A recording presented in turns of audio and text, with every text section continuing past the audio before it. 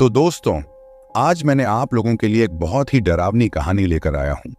यह कहानी है मेरी अर्जुन पाटिल की, जो मुंबई पुलिस में हेड कांस्टेबल हूं। यह घटना साल 2017 की है, जब मैं लोअर परेल पुलिस स्टेशन में नाइट शिफ्ट कर रहा था। उस रात नागपाड़ा से आई एक कॉल ने मेरी जिंदगी में एक ऐसा साया छोड़ दिया जिसे मैं आज तक भूल नहीं पाया हूं। एक पुरानी इमारत, अजीब आवाजें और एक बूढ़ी औरत जिसने मुझे चेतावनी दी थी। और फिर एक रहस्यमयी घटना ने सब कुछ बदल कर रख दिया। लेकिन इस कहानी का अंत आज भी रहस्य ही है, और शायद यही डर को और भी गहरा बना देता है। तो दोस्तों, कहानी शुरू करने से पहले मुझे आपसे एक छोटी सी रिक्वेस्ट है कि अगर आप लोग मेरे चैनल पर नए हैं तो मेरे चैनल को सब्सक्राइब करें और मेरी वीडियो को लाइक करें। तो चलिए दोस्तों, बिना समय बर्बाद किए कहानी शुरू करते हैं। मेरा नाम अर्जुन पाटिल है। मैं पिछले 10 साल से मुंबई पुलिस में हेड कांस्टेबल के रूप में सेवा कर रहा हूं। यह घटना साल 2017 की है, जब मैं लोअर परेल पुलिस स्टेशन में नाइट शिफ्ट कर रहा था। उस रात कुछ खास नहीं था। बारिश हो रही थी और मुंबई की सड़कों पर वही रोज की हलचल थी।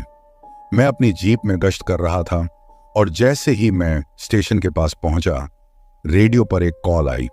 अर्जुन, नागपाड़ा की तरफ से एक शिकायत आई है।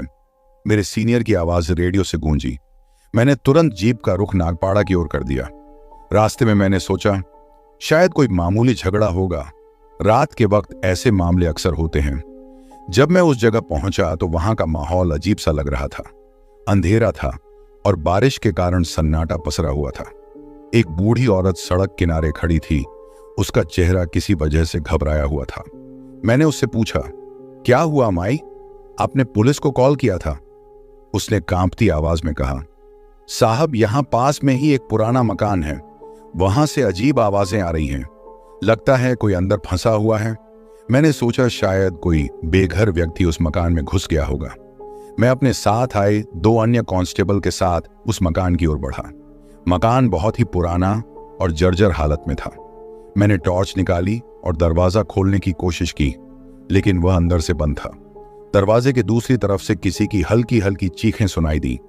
मैंने जोर से दरवाजा खटखटाया और आवाज लगाई, पुलिस, दरवाजा खोलो। लेकिन कोई जवाब नहीं आया। मैंने कांस्टेबलों से कहा, दरवाजा तोड़ना पड़ेगा। हमने दरवाजा तोड़ा और अंदर घुसे। अंदर घुप अंधेरा था। सिर्फ मेरी टॉर्च की रोशनी में ही कुछ दिख रहा था। अंदर की दीवारें धूल से ढकी हुई थीं और हर कोने से अजीब सी सीलन की बदबू आ रही थी। हम धीरे धीरे आगे बढ़े और एक कमरे के दरवाजे के पास पहुंचे, जहां से आवाजें आ रही थीं। दरवाजा खोलते ही हमारी रूह कांप गई। कमरे का दृश्य देखकर हमारी सांसें थम गईं। वहां फर्श पर एक आदमी बेहोश पड़ा था।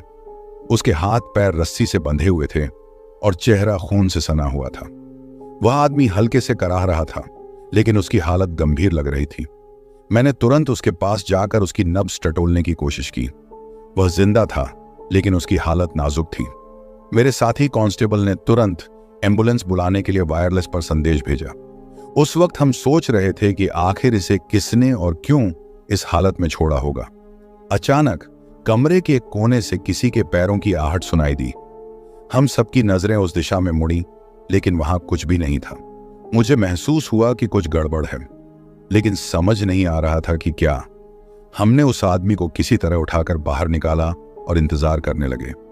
लेकिन जैसे ही हम बाहर आए, उस बूढ़ी औरत का कहीं कोई नामो निशान नहीं था जिसने हमें सूचना दी थी। अजीब सी बात यह थी कि वह औरत पहले हमारे सामने थी और हमने उसे यहीं खड़े हुए देखा था। अब वह गायब हो गई थी। आसपास के इलाके में उसे ढूंढने की कोशिश की, लेकिन उसका कोई सुराग नहीं मिला। इतने में एम्बुलेंस आ गई और हम उस घायल व्यक्ति को अस्पताल भिजवाने लगे। रास्ते में मैंने उससे पूछा, भाई, तुम्हारे साथ क्या हुआ? किसने तुम्हें इस हालत में छोड़ा? लेकिन वह आदमी कुछ भी बताने की हालत में नहीं था।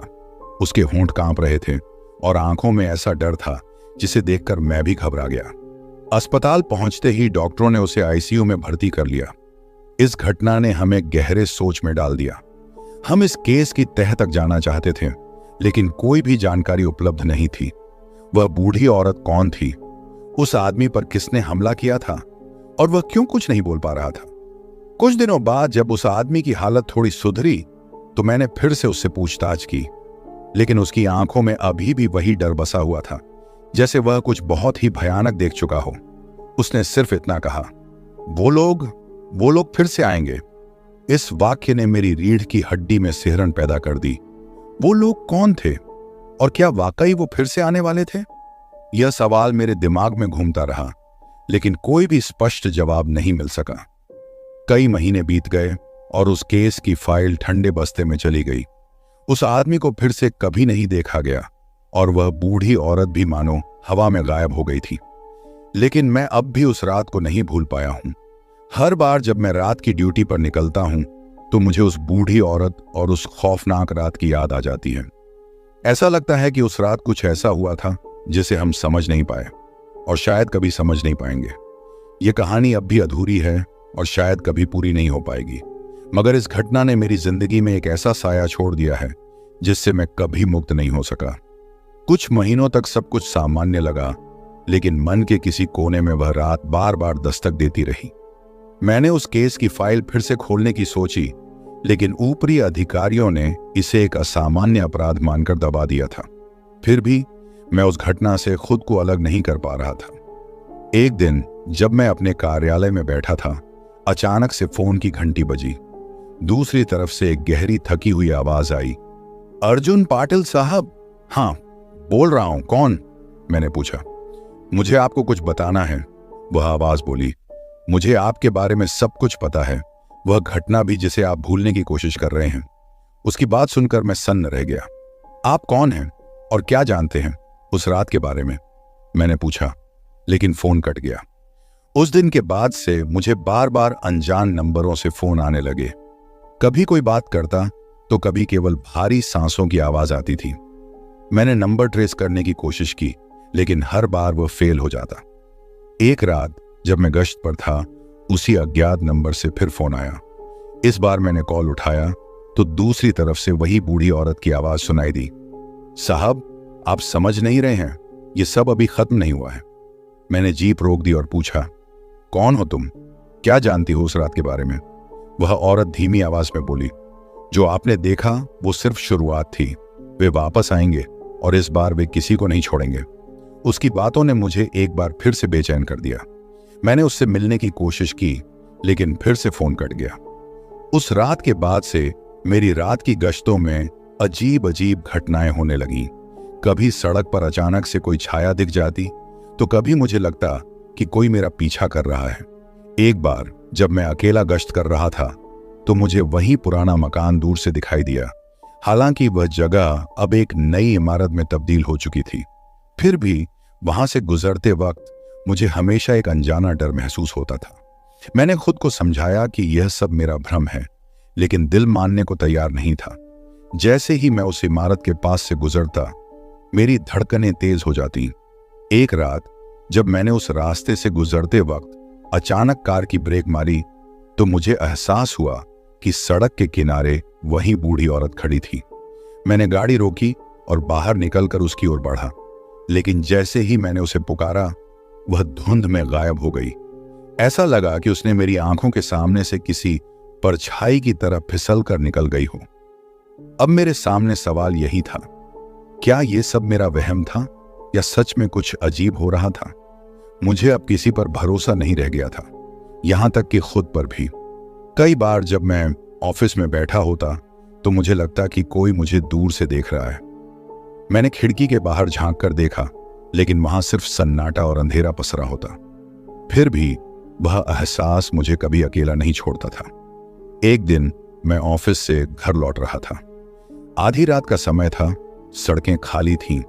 जैसे ही मैं अपने घर के पास पहुंचा, मुझे लगा कि किसी ने पीछे से मेरा नाम पुकारा। मैंने पलट कर देखा, लेकिन कोई नहीं था। मैंने सोचा कि शायद मेरा दिमाग थकान के कारण ऐसा कर रहा है, लेकिन जैसे ही मैं घर के दरवाजे पर पहुंचा, मुझे अंदर से हल्की हल्की खुसुर फुसुर की आवाजें सुनाई दी। मैंने दरवाजा खोला, लेकिन अंदर कोई नहीं था। मैंने घर की हर चीज की जांच की, लेकिन सब कुछ ठीक ठाक था। फिर भी वह आवाजें मेरे कानों में गूंज रही थीं। मुझे समझ नहीं आया कि क्या करूं। क्या ये वही लोग थे जिनकी बात वह बूढ़ी औरत कर रही थी? उस दिन के बाद से मैं हर वक्त सतर्क रहने लगा। कहीं भी जाता तो अपने साथ कुछ साथी लेकर जाता, लेकिन वह डर मेरे दिल से कभी नहीं निकला। इस घटना को कई साल बीत गए, लेकिन वह रहस्य आज भी अनसुलझा है। मैं अब भी सोचता हूं कि वह आदमी कौन था और उसकी उस हालत के पीछे क्या कारण था, और वह बूढ़ी औरत जिसने मुझे बार बार चेतावनी दी, आखिर वह कौन थी। शायद इन सवालों का जवाब मुझे कभी नहीं मिलेगा, लेकिन एक बात तय है, उस रात के बाद से मेरी जिंदगी में कुछ भी पहले जैसा नहीं रहा। जैसे जैसे समय बीतता गया, मेरे मन में छाया हुआ डर थोड़ा कम होने लगा। मैं खुद को व्यस्त रखने के लिए लगातार काम में डूबा रहा, कोशिश करता रहा कि उस अजीब घटना के बारे में न सोचूं, लेकिन मन के किसी कोने में वह बात अब भी खटकती रहती थी। एक दिन मेरे सीनियर अधिकारी ने मुझे बुलाया और कहा, अर्जुन, तुम्हारी मेहनत और समर्पण की वजह से तुम्हें प्रमोशन दिया जा रहा है। अब तुम लोअर परेल पुलिस स्टेशन के इंस्पेक्टर बनोगे। ये खबर सुनकर मैं थोड़ा हैरान हुआ, लेकिन खुशी भी महसूस हुई। प्रमोशन का मतलब था कि मैं अब और भी जिम्मेदारियों के साथ काम करूंगा और अपनी पुरानी यादों से दूर रहने का मौका मिलेगा। मैंने नए जोश के साथ काम शुरू किया और धीरे धीरे वह डर भी पीछे छूटने लगा। नए पद पर मेरी जिम्मेदारियां बढ़ गईं और मैं रात की गश्त की बजाय अब दिन में काम करने लगा। इसी दौरान मेरी मुलाकात एक मनोवैज्ञानिक से हुई जो पुलिस विभाग के लिए सलाहकार के तौर पर काम कर रहा था।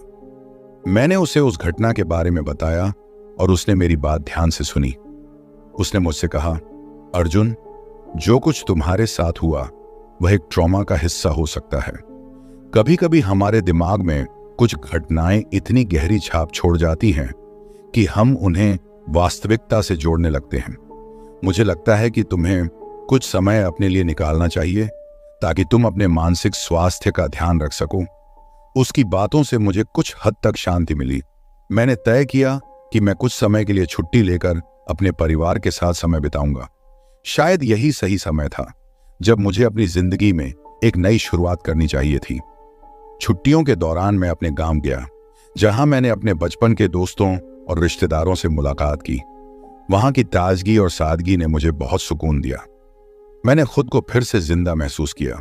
मेरे परिवार और दोस्तों के साथ बिताए समय ने मुझे एहसास दिलाया कि जिंदगी में डर से अधिक महत्वपूर्ण चीजें भी होती हैं। मैंने वहां गांव की खुली हवा में समय बिताया, खेतों में घूमता और पुराने दिनों की यादों में खो जाता। एक दिन जब मैं गांव की एक छोटी सी नदी के किनारे बैठा था, मुझे एहसास हुआ कि जिंदगी में छोटी छोटी खुशियों को गले लगाना कितना जरूरी है। मैंने मन ही मन तय किया कि अब मैं डर को अपनी जिंदगी पर हावी नहीं होने दूंगा। जब मैं वापस मुंबई लौटा तो मैं एक नए जोश और आत्मविश्वास के साथ अपने काम में जुट गया। अब मैं वह अर्जुन पाटिल नहीं था जो हर वक्त उस घटना की परछाई में जी रहा था। मैंने महसूस किया कि जिंदगी में हमें आगे बढ़ने के लिए कभी कभी अपने डर को पीछे छोड़ना पड़ता है। अब मैं एक नई दृष्टि के साथ अपने काम में जुट गया था। मैंने उस घटना को अपने अतीत का हिस्सा मानकर उसे वहीं छोड़ दिया और भविष्य की ओर बढ़ने का फैसला किया।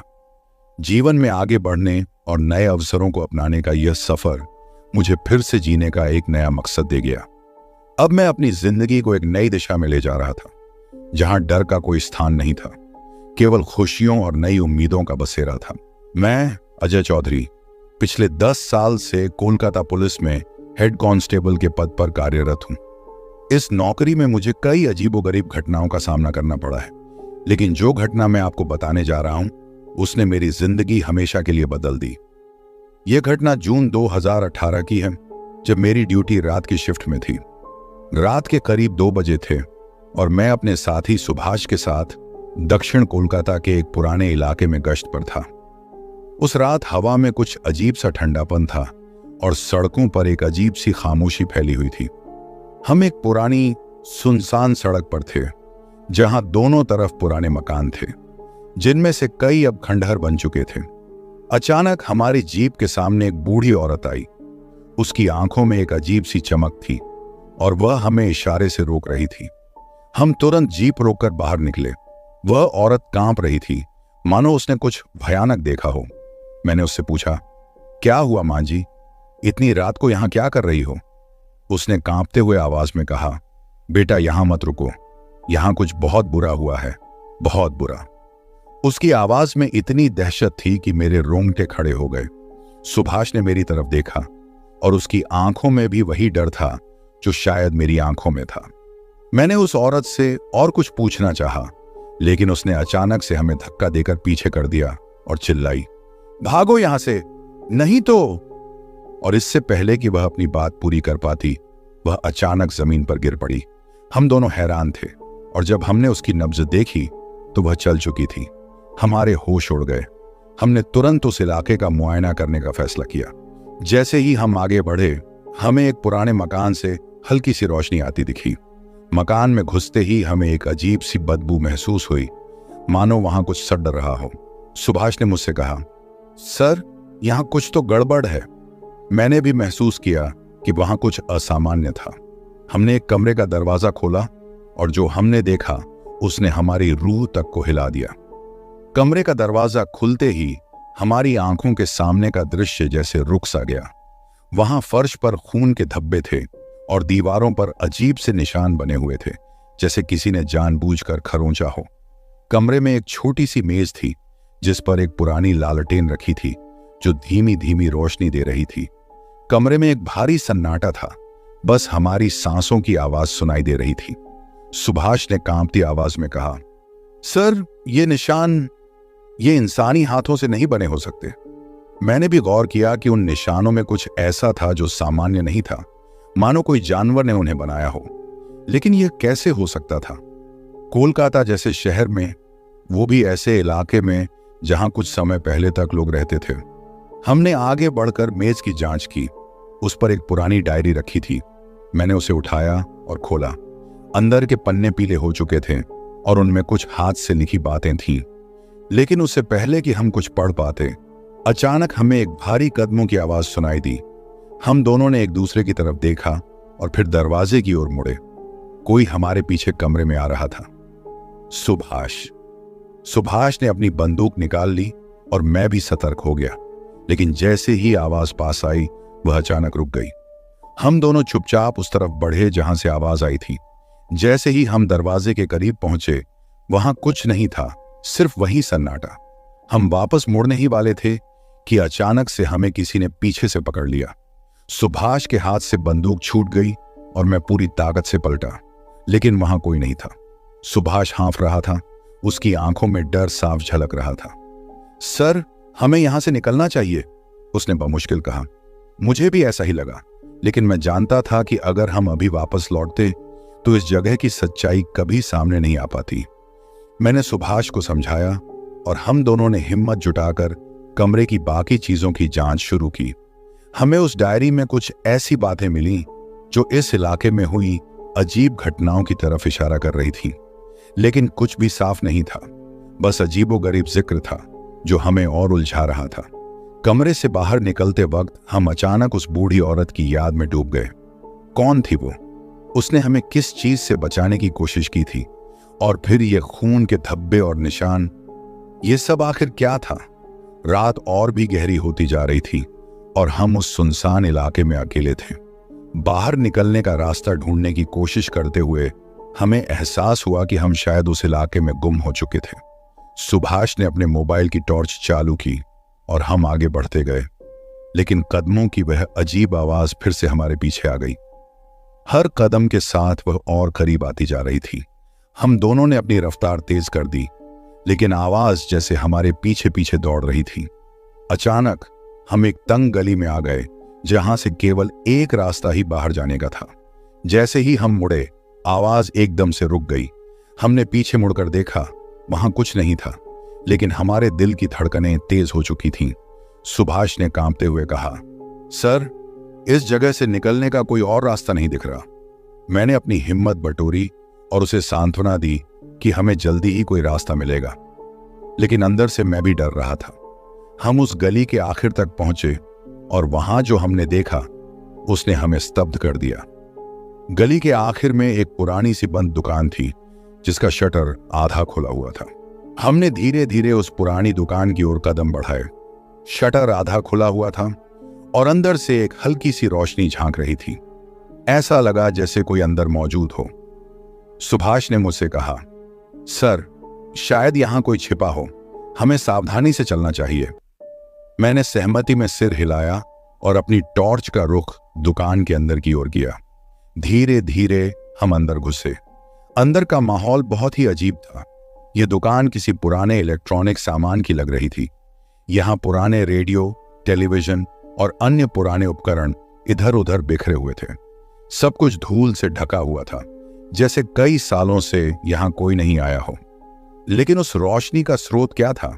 हम दोनों ने चारों ओर नजर दौड़ाई, लेकिन कोई दिखाई नहीं दिया। मैंने सुभाष को इशारे से कहा कि वह उस रोशनी का स्रोत ढूंढे। वह धीरे धीरे कदम बढ़ाते हुए आगे बढ़ा और अचानक उसकी टॉर्च एक पुराने रेडियो पर पड़ी जो चालू था। उसकी स्क्रीन से हल्की रोशनी निकल रही थी और उसमें से एक कमजोर सी आवाज आ रही थी। सुभाष ने रेडियो को बंद करने की कोशिश की, लेकिन वह बंद नहीं हुआ। वह अजीब तरीके से हिलने लगा, जैसे उसमें कोई खराबी हो। तभी रेडियो से एक गड़गड़ाहट की आवाज आई और फिर अचानक उसमें से एक आदमी की आवाज आई जो बार बार कह रहा था, बच जाओ, यहां से भाग जाओ। हम दोनों की सांसें थम गईं। यह किसकी आवाज थी? ये कौन हमें चेतावनी दे रहा था? इससे पहले कि हम कुछ समझ पाते, रेडियो अचानक से बंद हो गया और पूरा कमरा फिर से सन्नाटे में डूब गया। मुझे एहसास हुआ कि हम किसी अजीब और खतरनाक स्थिति में फंस चुके थे। मैंने सुभाष से कहा, हमें अब और देर नहीं करनी चाहिए, जल्दी से यहां से निकल चलते हैं। सुभाष ने भी सहमति में सिर हिलाया। हम जल्दी से दुकान से बाहर निकले और सीधे उसी रास्ते की ओर भागे जहां से हम आए थे। हमें अब वह पुरानी सड़क पार करनी थी जो पहले बहुत लंबी और सुनसान लग रही थी, लेकिन इस बार हमें ऐसा लगा जैसे हम तेजी से चल रहे थे और सड़क छोटी होती जा रही थी। अचानक हम एक तिराहे पर आ पहुंचे। सामने वही जीप खड़ी थी जिससे हम आए थे। मैं और सुभाष दौड़कर उसमें बैठ गए और जल्दी से गाड़ी स्टार्ट कर दी। हमारे दिल तेजी से धड़क रहे थे, लेकिन अब हमें महसूस हो रहा था कि हम खतरे से बाहर आ चुके हैं। सुभाष ने कहा, सर, हमें इस जगह के बारे में अपने सीनियर्स को बताना चाहिए। मैंने हामी भरी, लेकिन अंदर से मैं जानता था कि इस रात की घटना को शब्दों में बयां करना कितना मुश्किल होगा। हमने गाड़ी तेजी से चलाते हुए उस इलाके को पीछे छोड़ दिया। रास्ते में हमारी आंखों के सामने वह बूढ़ी औरत, वह रेडियो और वह खून के धब्बे बार बार घूम रहे थे। जब हम आखिरकार पुलिस स्टेशन पहुंचे तो सुबह हो चुकी थी। मैंने गाड़ी रोकी और हम दोनों ने एक गहरी सांस ली। ये रात कभी नहीं भुलाई जा सकेगी। तो दोस्तों, मिलते हैं अगले वीडियो में। तब तक के लिए अलविदा।